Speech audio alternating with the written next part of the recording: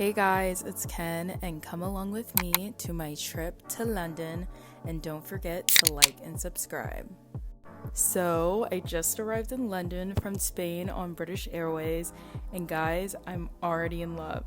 Every time a flight attendant spoke to me, a piece of my heart melted. But after all of that, I arrived at Piccadilly Circus, which I felt like was the Times Square of London. Anyways, we ended the night at Shake Shack for dinner, and guys, the funniest thing happened to me. When my order was ready, the workers were calling my name, and I couldn't tell they were saying Kenny because of their accents, so the locals waiting near the register started singing my name in harmony, and guys, when I finally picked up my food, they literally all broke out into applause. It was hilarious. After that, we went to our hotel called the Zedwell Piccadilly Hotel, and it was so modern, sleek, and futuristic. And we got upgraded to a 4-bedroom hotel, which is what they call the Cocoon 4, but it felt like I was in a spaceship. Next day, I woke up around 7 a.m. and went downstairs to the cute coffee shop they had and grabbed my signature vanilla cappuccino to do some work on my laptop. Also, I wanted to include this pic of me in this fluffy scarf because it was so cute and cozy, but it was shedding horribly. Once we left, we stopped for a quick brekkie and headed to the London Eye, and they went on the actual observation wheel while I did some exploring of my own and stumbled on Armistice Day Parade near Big Ben, since I was going to do all the touristy stuff with my family a month from now during the holidays. But afterwards, we went to Westminster Abbey, where they had all the memorials for Armistice Day, and almost everyone had a poppy flower pen placed on their coats. So of course, me being nosy, I had to look up the symbolic meaning of the poppy flower, and in the UK it signifies the support for the armed forces in the First World War on November 11th, which is tantamount to Veterans Day in the US. We wanted to go inside, but it was too crowded and we had a lot more on our 24-hour itinerary since London was merely a pit stop before our trip to Ireland, which was where we spent the majority of our trip.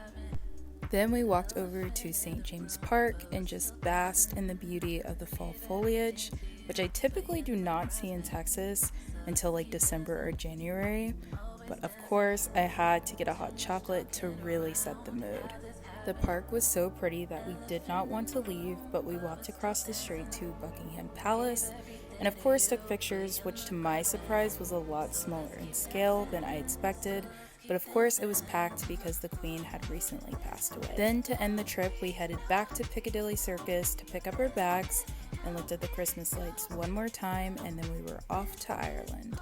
A month later, and I'm back here with my fam just in time for New Year's Eve, and I'm super excited because we got tickets to attend the massive New Year's Eve fireworks show. Anyways, after we unpacked, we headed to the city center to go to the rooftop bar called Sky Garden, which took forever because of how low the speed limit is here. As a Texan, it was quite excruciating. We were kind of disappointed that we couldn't go outside since our pictures had a glare from the windows, so we left shortly after taking pics. Fast forwarding to the next day, we headed into town to go to the London Eye. And guys, I felt like I was in a Black Mirror episode because the sky was so gloomy and had this kind of analog look that mirrors the filming in episodes. But finally, we arrived at the London Eye, and guys, get the fast passes like we did because the line is no joke. It's worth every dollar, especially if you go to London during the holidays. But let's just enjoy the views of the River Thames and Big Ben. Later on that night, we went to Piccadilly Circus, Chinatown, and then to Leicester Square for the Christmas market. And I got this spicy German sausage hot dog with mustard and sauerkraut, and it was scrumptious. Then I washed it down with a mulled wine and called it a night. 12 hours and one agonizing train ride later, I experienced the train ride from hell. This poor kid screamed for an entire 30 minutes without ceasing. Even with my volume on max, my earphones were no match for this kid's vocal cords. But after that, we finally made it to the National Gallery, which is one of the most notable museums in the entire world that houses the most profound artworks from eminent artists from every art movement, ranging from Sunflowers by Vincent van Gogh, Water Lilies by Claude Monet, Bathers at Agnières by Georges Seurat. Guys, I don't think I said that right. And then my personal fave, the impressive Arnolfini portrait by Jean Van Eyck. But later on that night, we headed to Tottenham Square and found this cool food hall concept called the Arcade Food Hall, and it was so cool inside. You have to reserve seats at the food court, then order all your food at the different food stations to your seat number, and then they will bring you your food like a dine-in restaurant. The next morning, we headed to the, wait for it, British Museum. And guys, my uncle would not let up about calling this the Gangster Museum, because obviously the museum is packed with artifacts from different nations and early civilizations, especially from Africa. So you just have to see for yourself if you can stand in the long line, probably because it's free, but it is really impressive. But after that, we went for an afternoon coffee at the Ivy restaurant, and my mom and I got lattes with an ivy leaf latte art design. It was so cute. Then we ended the night going to Hyde Park for the famous Winter Wonderland, which is an annual Christmas event they put on, which has all types of food, Christmas markets, shops, and attractions. I used to ice skate, so of course I made everyone go ice skating. But guys, I saw so many people fall, I felt bad. I feel like ice skating is that one humbling activity where if you're not a figure skater, please do not take yourself serious, because chances are you're going to fall and someone's going to laugh. Then the next day we got up really early and had this delicious English breakfast at our hotel and headed towards the Tower Bridge.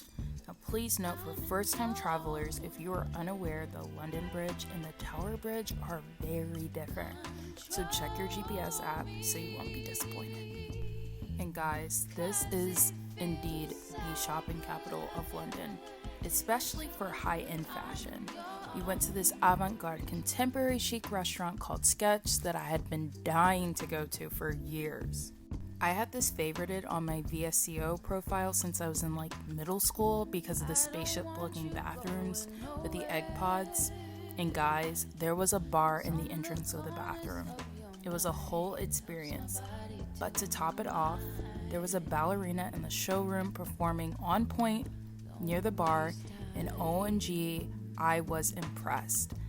Then we walked around some more to look at the Christmas lights at Chanel, Dior, and lastly shopped at Louis Vuitton before heading to Harrods. Later, we ended the night going to this cute restaurant library concept where it's a coffee shop during the day turned bar by night. And this is totally my vibe because I love a scholastic but chic lounge ambiance with coffee in the mix. Then the next day, which was also New Year's Eve, we slept in for a bit because we were going to be up all night for the fireworks show, so we started our day a little late, and then we headed to Buckingham Palace for our last 24 hours in London.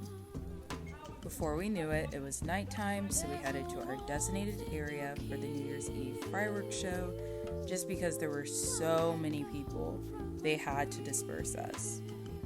But oh my gosh, guys, the lines were so long to get in the fireworks show, and it was freezing. But luckily, we found a place to sit after standing for an hour and a half. But my uncle, of course, kept us entertained while we waited, with him dancing to Gasolina.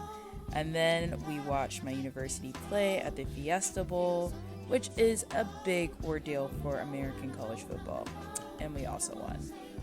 But after all of our waiting, we got to see the best fireworks show we have ever experienced. Guys, just look at this.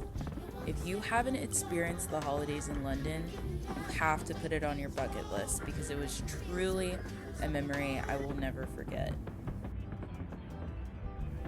Thank you so much, London, for the best time. Until the next trip. And guys, stay tuned for more videos and don't forget to like and subscribe. Thanks for watching.